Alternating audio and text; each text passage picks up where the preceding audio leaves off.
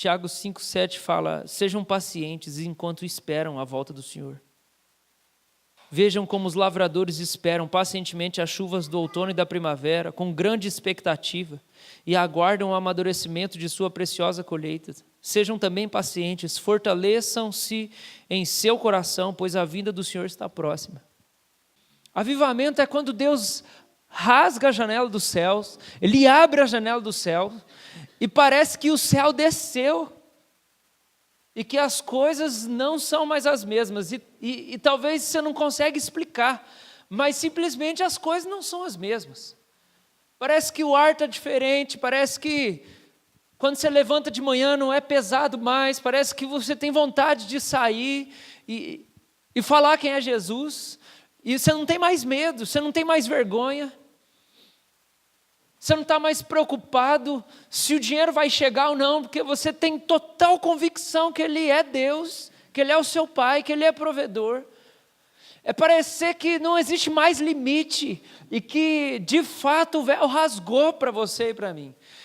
É Deus descer numa cidade, é Deus descer numa igreja, é Deus descer numa pessoa, é Deus descer numa família em que a gente vive um fardo leve, suave, descansado, a gente vive sendo renovado todos os dias, em que pensar em Deus não é um negócio pesado, difícil, em que orar não é uma coisa que a gente tem que fazer uma luta gigante para realizar, em que ler a Bíblia não é uma coisa que eu faço com uma luta, uma preguiça, que parece que eu prefiro fazer todas as outras coisas. Porque quando o avivamento vem, o meu coração é tão atraído para o Senhor, ele é tão atraído para Deus, que parece que eu não sou mais eu.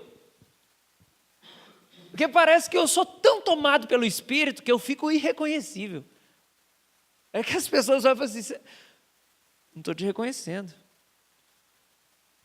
Porque acabou aquela fascinação mentirosa com o pecado, com a tentação, sabe? Toda aquela ilusão, aqueles fetiches da vida, acabou aquilo. Você viu a beleza de Jesus, e aí Ele é tudo que você quer. Sabe, eu tenho pensado nesses anos, e se eu pensar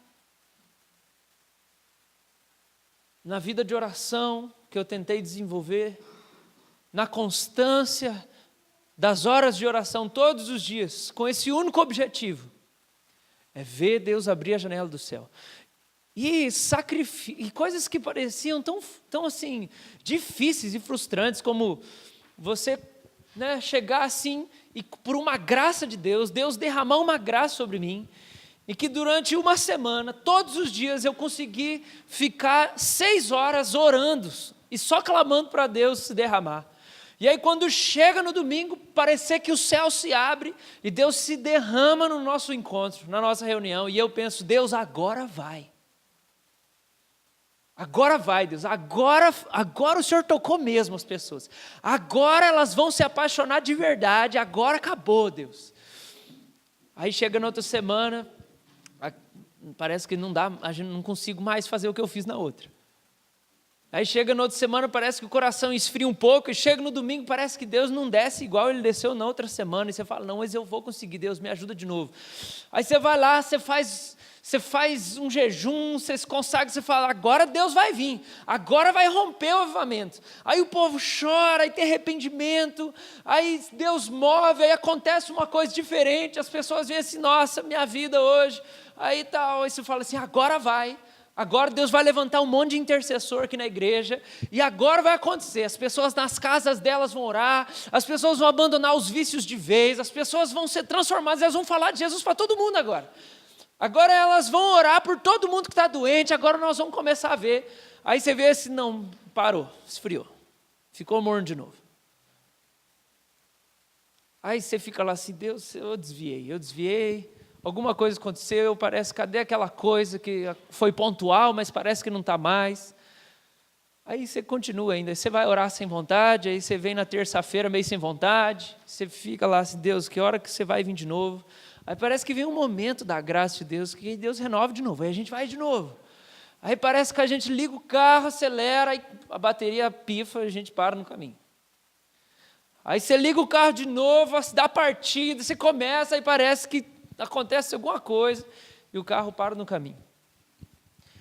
E aí, parece que mesmo com essas coisas todas, mesmo com a gente não conseguindo ver, decolar de uma vez, e aí quando a gente pensa assim, eu acho que eu não sei, e aí a gente enfrenta frustrações pessoais, ministeriais, a gente passa por momentos em que tudo que a gente precisa é de um gole d'água, porque a gente está cansado, e aí parece que Deus vai de novo e bota no coração de novo, fala assim, mas é isso aí, continua correndo.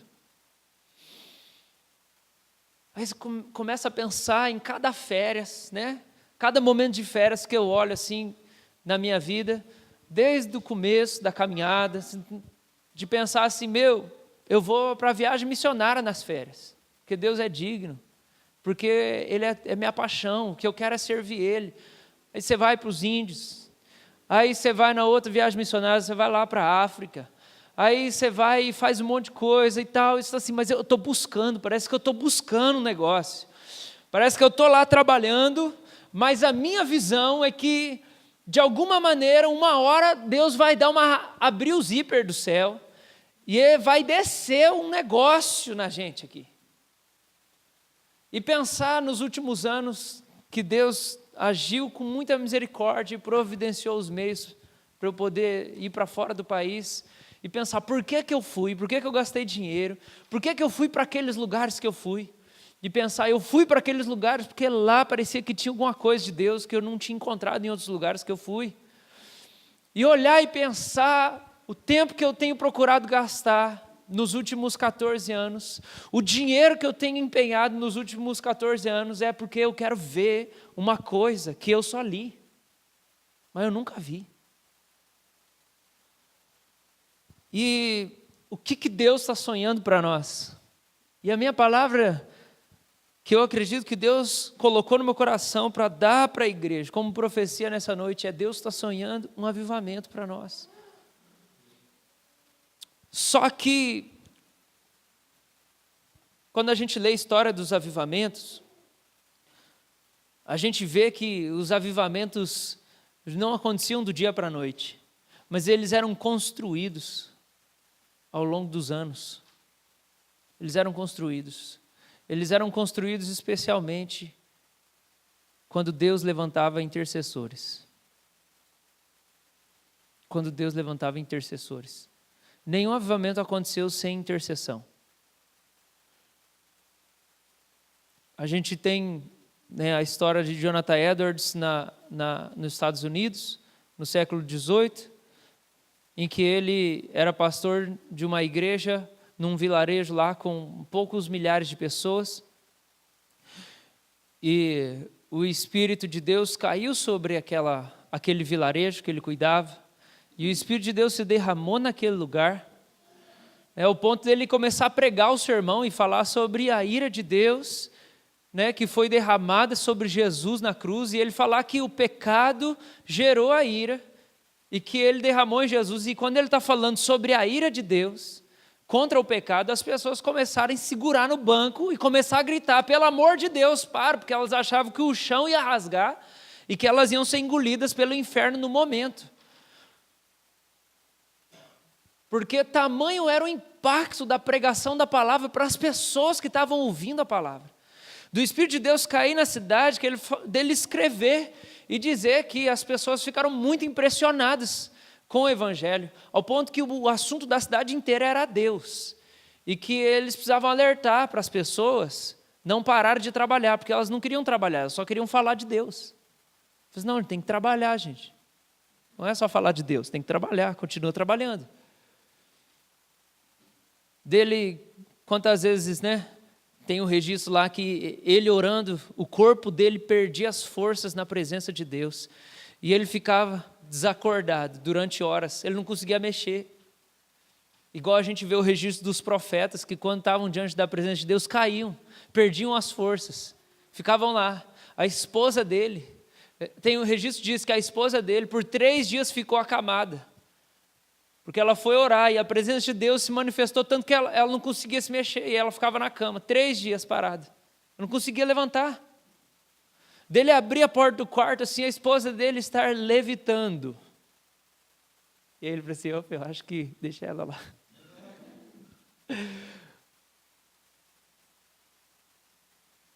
Isso aconteceu por 10 anos, durante 10 anos.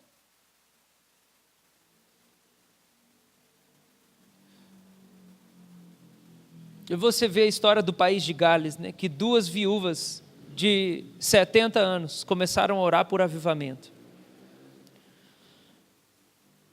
E aí Deus levantar Duncan Campbell, um pregador, para ir para lá. E aí o Espírito de Deus cair na ilha, nas ilhas, de maneira sobrenatural, lá no Reino Unido, de maneira que as pessoas de madrugada, 3 horas da manhã, elas saíam de casa, porque elas estavam em casa, e aí o Espírito de Deus caía sobre elas dentro de casa, e elas ficavam tão impactadas com sede de Deus, que elas saíam andando pela rua 3 horas da manhã, e aí o registro diz assim, que quando elas achavam Deus, falavam assim, você sabe alguma coisa do Evangelho para explicar para nós? Que elas não conseguiam ficar em casa, de madrugada, porque Deus tinha caído, e elas saíam no meio da rua, de madrugada. Gente, isso 100 anos atrás ou mais, quando não se tinha tecnologia, luz desse jeito, né, tudo isso que a gente tem hoje. Gálatas capítulo 6, versículo 7. Gálatas 6, 7 diz assim, vai lá, abre lá.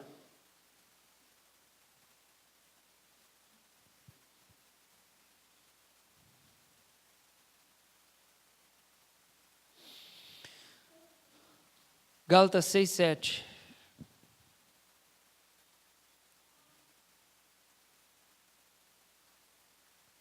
Não se deixe enganar. Ninguém pode zombar de Deus. A pessoa sempre colherá aquilo que semear. Quem vive apenas para satisfazer sua natureza humana, colherá dessa natureza ruína e morte. Mas quem vive para agradar o Espírito, colherá do Espírito a vida eterna. Por isso, não nos cansemos de fazer o bem. No momento certo, teremos uma colheita de bênçãos, se não desistirmos. No momento certo, teremos uma colheita de bênçãos, se não desistirmos. A mesma figura de Tiago. E eu queria sugerir para você que Deus está te chamando para ser um lavrador. Que Deus está chamando a gente para a gente ser lavrador, para a gente ser agricultor. E o evangelho do lavrador, o evangelho do agricultor, é um evangelho diferente do evangelho do popstar. Porque hoje a gente faz um stories lá e põe lá no Instagram, eu fiz devocional. Olha só o versículo que eu li. E aí, o que Jesus fala sobre isso? Jesus fala assim, que quando você se gaba do que você fez de bom diante das pessoas, você já recebeu recompensa. Deus não vai recompensar. Porque a sua recompensa vai ser as pessoas falando, você é uma bênção mesmo, olha que coisa boa. Pronto, está aí a recompensa. Você não vai colher nada disso. E aí Jesus fala, quando você fizer uma coisa boa com a mão direita, que a mão esquerda nem saiba disso. Então você faz, mas você não precisa tocar trombeta. Você não precisa falar para todo mundo. E esse estilo do evangelho popstar hoje, a gente faz um negócio e a gente posta o negócio. E, de novo, eu posto versículo, posto um monte de coisa. Eu não estou criticando postar. Mas é a expectativa que eu tenho daquilo. Será que a gente entende que o que o Senhor está chamando a gente para fazer é viver uma vida de agricultor? É viver uma fé de lavrador, não uma fé de rockstar. onde eu subo aqui no palco, aí eu jogo um vídeo lá no YouTube, jogo uma fotinha e pronto, olha só o sucesso que eu sou. Olha o sucesso que é a minha vida. Uma vida sem expectativa. Uma vida em que parece que o que eu fiz naquele exato momento foi suficiente para saciar o meu coração. Mas uma vida de agricultor, uma caminhada de fé de lavrador, é uma caminhada onde eu entendo que quando eu agrado o Espírito, que quando eu vou para a presença de Deus, que quando eu amo alguém, que quando eu dou generosamente, que quando eu sirvo, que quando eu peço perdão, não acaba por ali. Mas como agricultor, eu tenho uma consciência de que eu estou semeando um negócio que eu quero ver crescer lá na frente.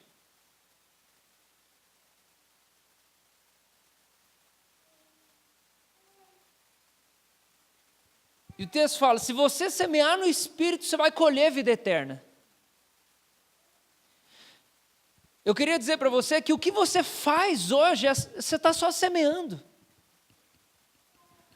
Só que se a gente não vive com uma expectativa do futuro, com uma expectativa de que Deus vai dar o crescimento para o que a gente está semeando, a gente perde a fé. A gente se perde no caminho. Porque o que move a gente? O que move a gente? É uma certeza de uma coisa que não aconteceu. Porque quando eu não acredito que eu vou encontrar Jesus, que Jesus vai vir ao nosso encontro, que eu não pertenço aqui, mas que eu vou estar na mansão celestial um dia, quando eu não tenho essa expectativa, quando não tenho uma visão de esperança do futuro, eu vivo de qualquer maneira. Eu perco a perspectiva, eu perco aquilo que vai definir minha caminhada. Eu vivo de acordo com aquilo que eu espero do futuro. Você vive de acordo com aquilo que você espera do seu futuro. Porque aí quando você espera, você se prepara para aquele momento. É por isso que a esperança é tão importante. Porque se eu não espero a vinda do Senhor, a Bíblia fala assim, que quando Ele vier, eu vou ser envergonhado. Porque eu não me preparei para o momento em que Ele fosse chegar. Está comigo? Então, a esperança no meu coração e no seu coração define o jeito que a gente vive agora. E o convite da palavra para nós é um convite de viver como um agricultor, como um lavrador. E viver como um lavrador é diferente de viver como um rockstar. Porque como que um agricultor, como é a caminhada de fé de um agricultor? O agricultor, ele tem que fazer o quê? Primeiro que o negócio não vem pronto. Ele recebe uma semente.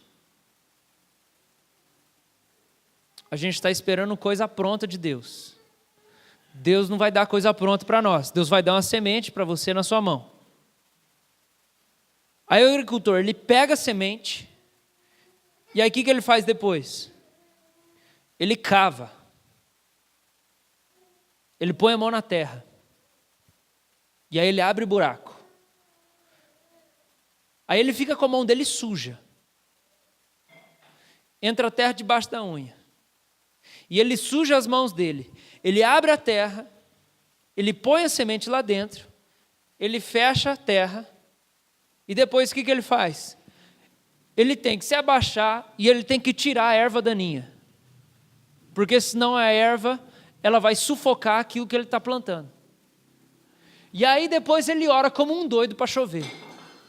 Porque se não chover, ele não vai colher aquele negócio que ele acabou de plantar e a semente vai morrer. A caminhada do Espírito é assim.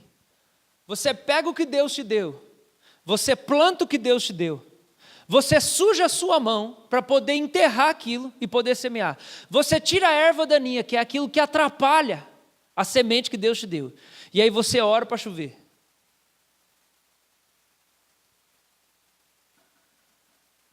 e você espera que a chuva venha. Agora, qual que é a diferença dessa caminhada no Senhor para a idolatria?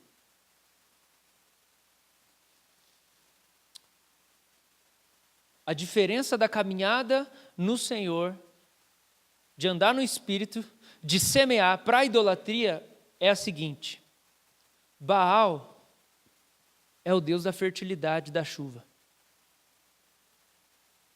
Então o que eu faço? Eu semeio o que Deus me deu, e aí eu vou para Baal e eu ofereço um sacrifício para que ele faça chover. Agora, mês que vem. Porque eu quero a chuva.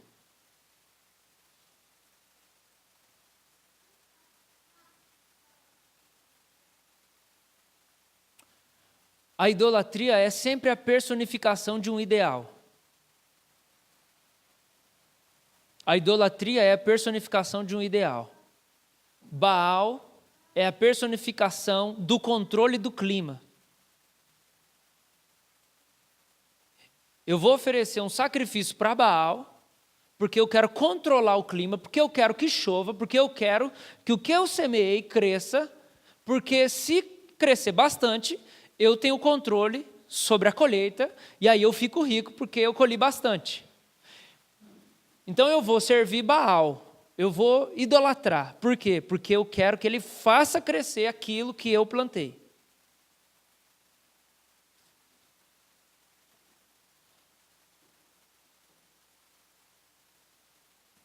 Vamos pensar em outro ídolo. Pensa comigo em outro ídolo. Um artista, Bonovox. Por que eu adoro... Por que alguém adora o Bonovox ou qualquer outro artista? Fala, esse cara é meu ídolo, eu adoro esse cara. Esse cara é... Por quê? Porque aquele cara é a personificação de um ideal de vida. Então o cara é criativo, o cara é rico, o cara é famoso, o cara é aceito. O cara tem influência, o que ele fala é ouvido. Então eu adoro o Bonovox, por quê? Porque eu não criei nada que fez sucesso, porque eu não tenho reconhecimento, porque quando eu falo ninguém me ouve, ele é alguém que quando fala todo mundo ouve, quando eu falo ninguém me ouve. E eu queria tudo aquilo que ele tem. Então eu adoro o ídolo porque ele personifica um ideal que eu queria ter. Eu queria me tornar aquilo. Vocês estão me entendendo? Pensa numa figura política. Pegar uma coisa que um cara neutro da história, o Gandhi.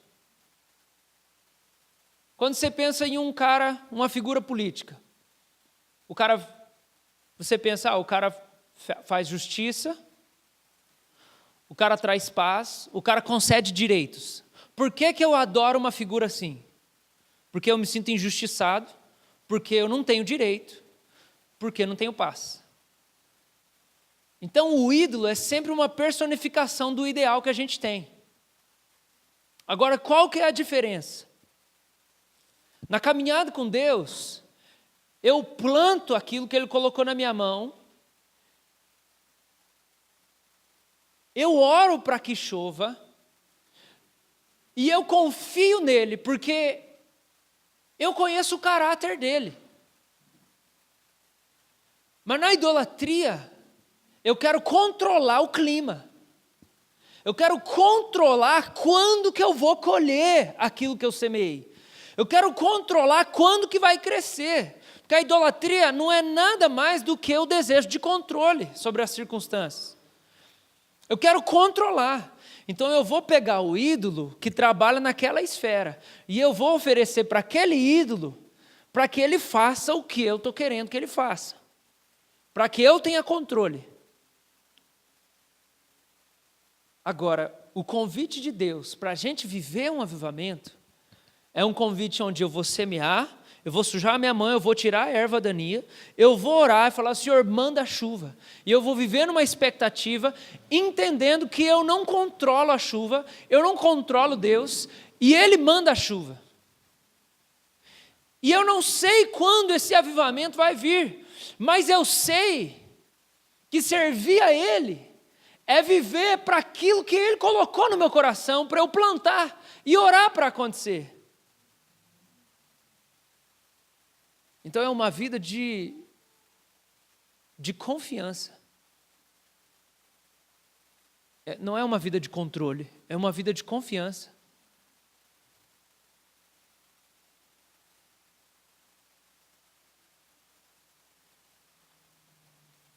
Abre comigo em 1 Pedro, capítulo 5.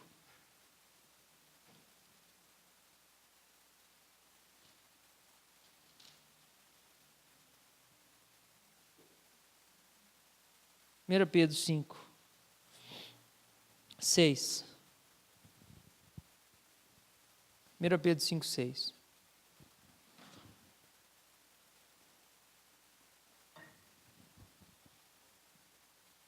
Portanto, humilhem-se sob o grande poder de Deus, ou a poderosa mão de Deus, e no tempo certo Ele os exaltará. Entreguem-lhe todas as suas ansiedades, pois Ele cuida de vocês.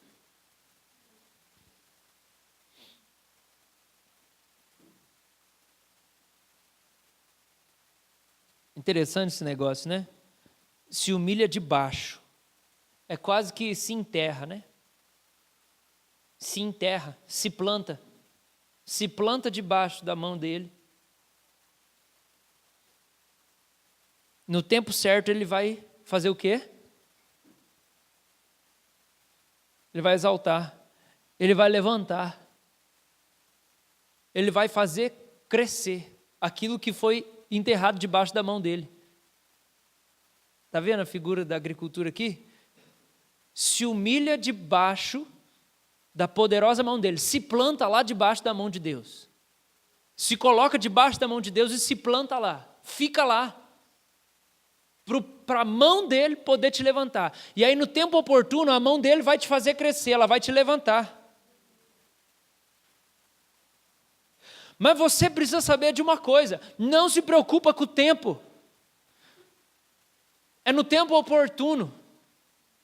Ele não é Baal. A diferença de Baal para o Senhor é que Baal não está interessado em você. Mas se você fizer um sacrifício para ele, ele faz chover. E a gente está achando que Deus é Baal. A gente está achando que Deus é Baal. A gente está achando que Deus não quer exaltar a gente. A gente está achando que Deus não quer levantar a gente.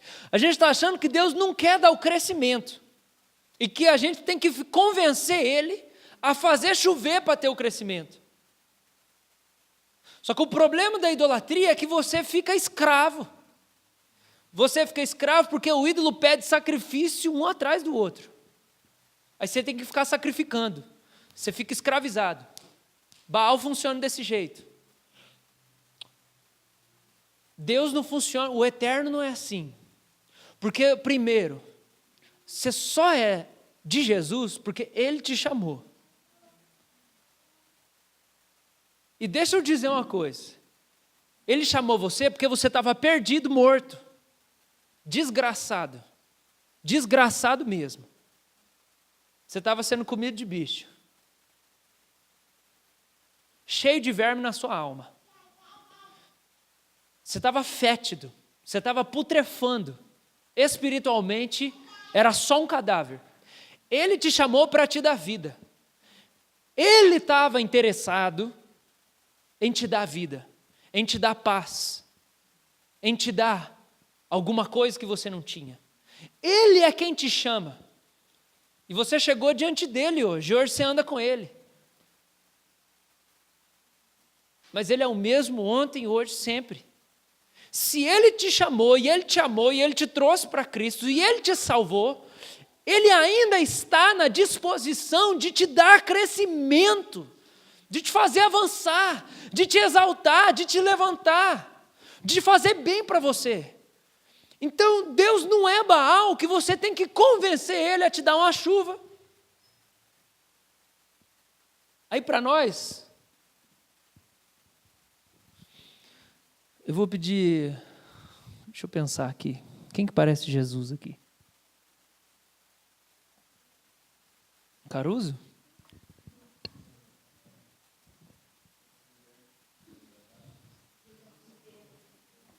Carpinteiro. Então vem cá, Jesus.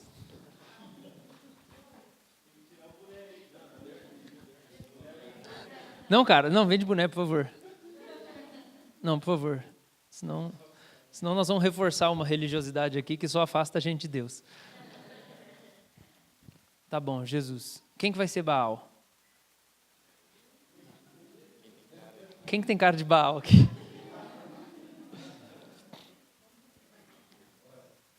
Você, pode vir, venha. É você mesmo.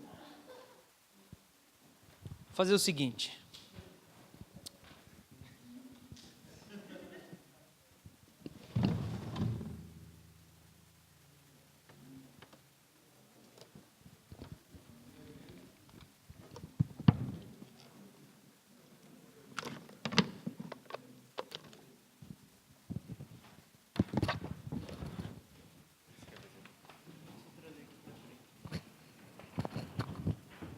Pode sentar aqui. Jesus, dá licença, vai ali pro canto. Pode ficar ali. Esse aqui é Baal. Esse aqui é o altar de Baal, tá?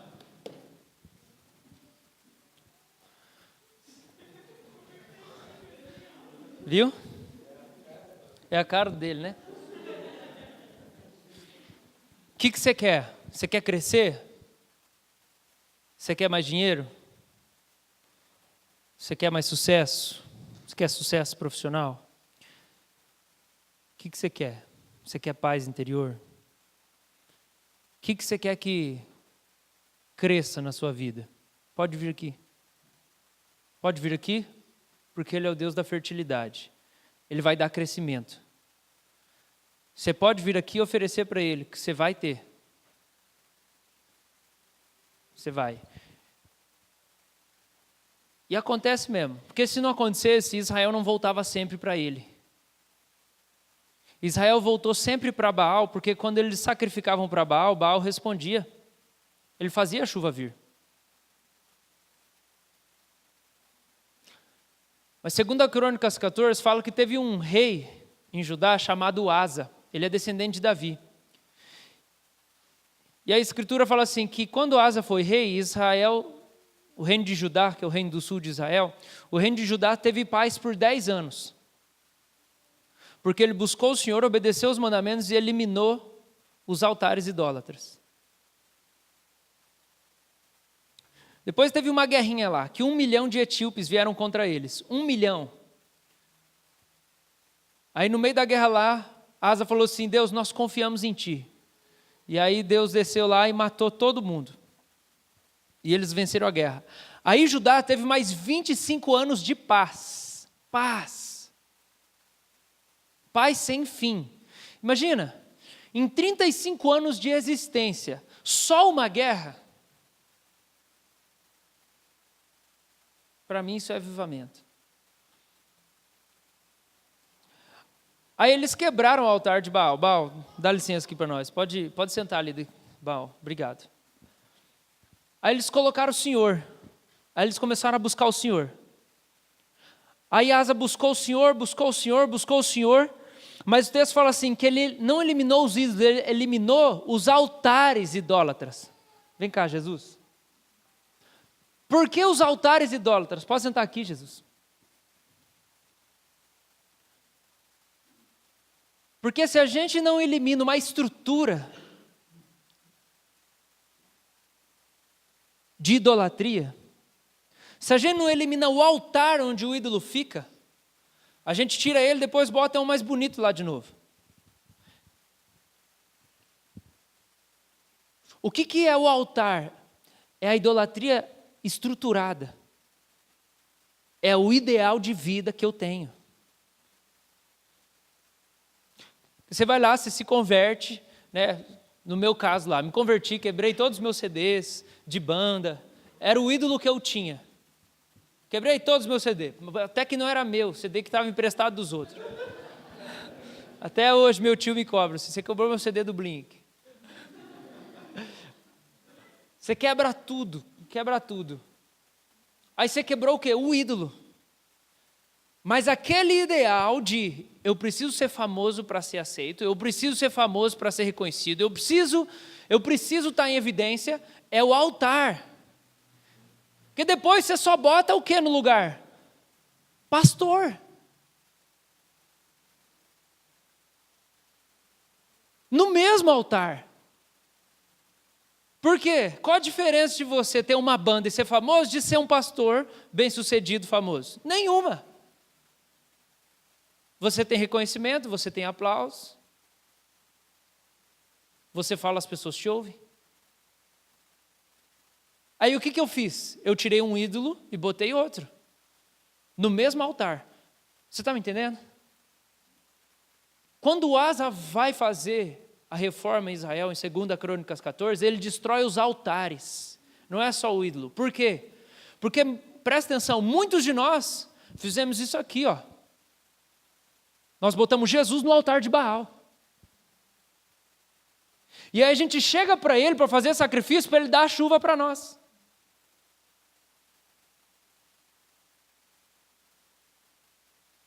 Aí a gente pensa, por que não dá certo? É porque ele não é Baal, ele é Jesus. E Jesus não está assim para nós, desinteressado. Vira aqui, Jesus, vira de costa. Vira de costa para a igreja. Jesus não está assim, de costa, esperando você oferecer um sacrifício para convencer ele a virar de frente. Jesus não está desinteressado por você, esperando você convencer ele a se interessar por você. Jesus quer relacionamento, ele quer te conhecer, ele quer que você conheça ele não quer dar chuva.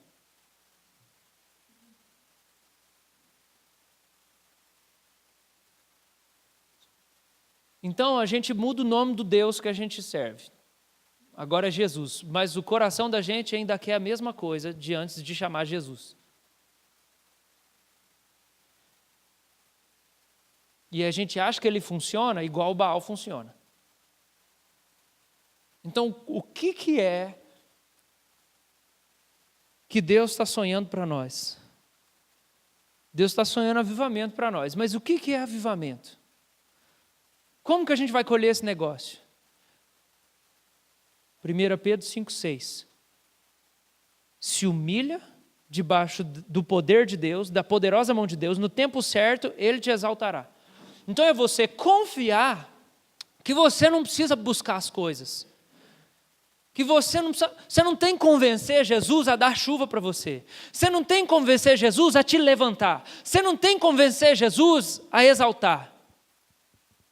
Você só se coloca nesse relacionamento, você se planta lá. Nessa relação.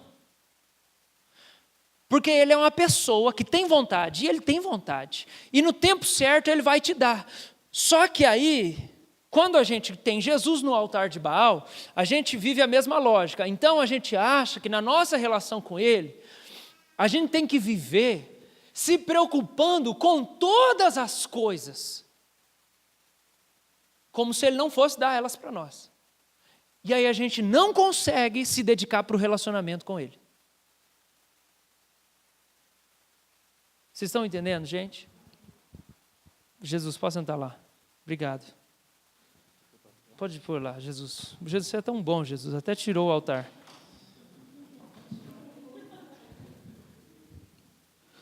Olha o verso 7. 1 Pedro 5,7. Entreguem-lhe todas as suas ansiedades, pois ele cuida de vocês. Gente,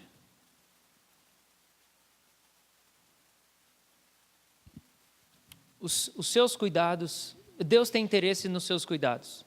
A gente tem falado isso aqui, esse mês todo. Deus está interessado no que você tem interesse. Ele vai dar o que você precisa. Ele vai dar o que você quer. Pede que você vai receber. Ele já dá um monte de coisa que você quer. Você está usando uma roupa que você gosta, você comeu uma comida que você gosta, você veio num carro que você gosta, você tem um monte de coisa já. Ele vai dar. Ele vai dar. Só que isso não é avivamento. Avivamento não é Deus dar o que você quer. que Ele dá. Jesus fala que Ele dá a chuva até para quem é ateu, quem é injusto, Ele dá o sol, Ele dá a chuva, Ele dá as vontades. Avivamento é quando eu não estou mais preocupado com as coisas que eu quero, e aí eu consigo olhar para a relação com Ele, porque eu sei que Ele vai dar. E aí eu consigo dar o meu coração totalmente para Ele.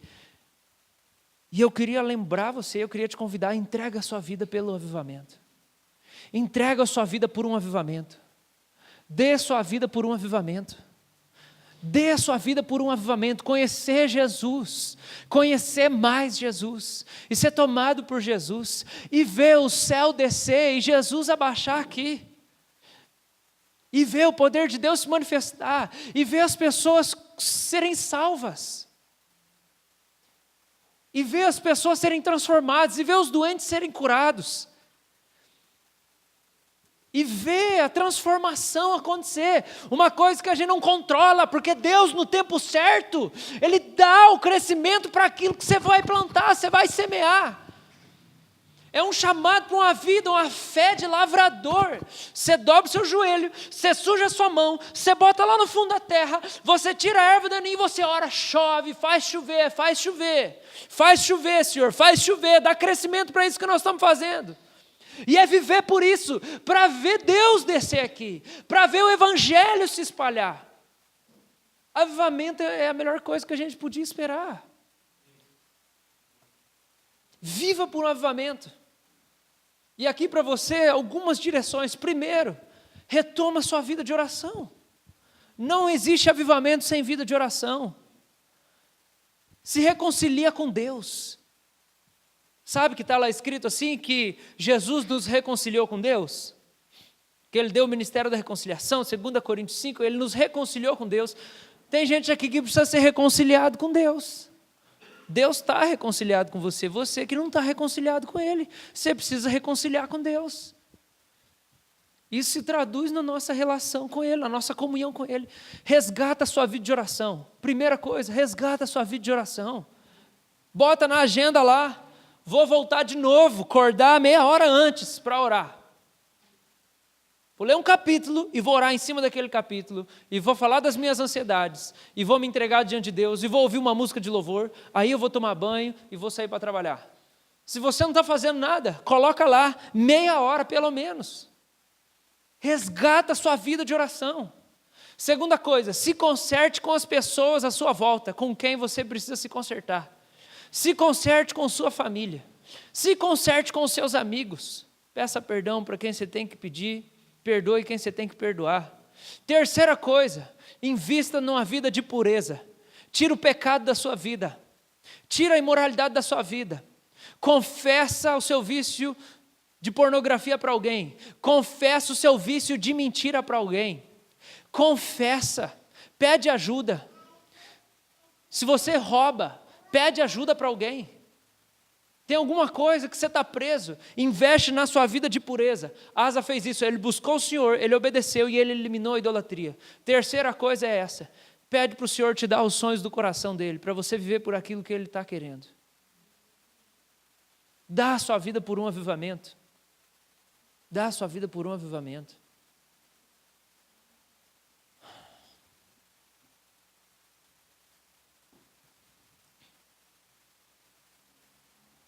Eu sinto que nós podemos viver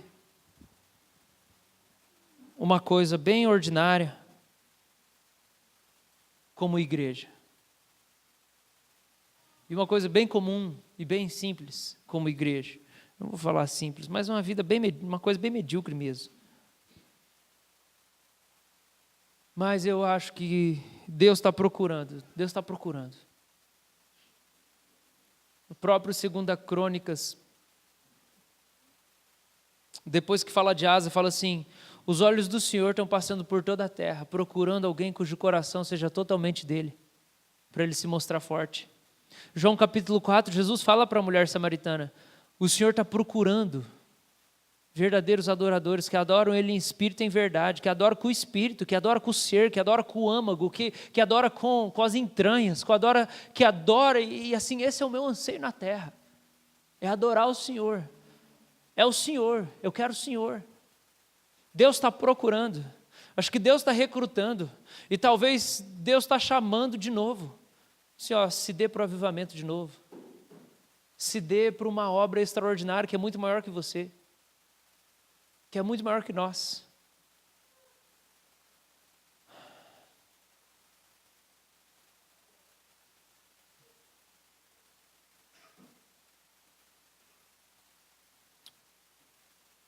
Eu quero orar. Eu queria orar. E se nessa noite Deus chama você de novo, eu queria que você dobrasse seu joelho aqui na frente. Por quê? Vou dizer por quê. Me escuta bem. O que eu queria? Eu queria que simplesmente acontecesse. Mas eu sei que não é uma coisa humana. Quando a gente fala de um avivamento, não é uma coisa manipulada, não é uma coisa construída, não é uma programação. Gente, avivamento não é uma programação. Avivamento é uma obra soberana do Espírito no coração das pessoas, que caiu um fogo nelas.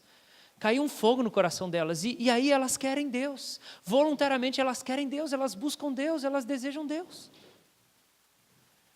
E eu não quero controlar ninguém.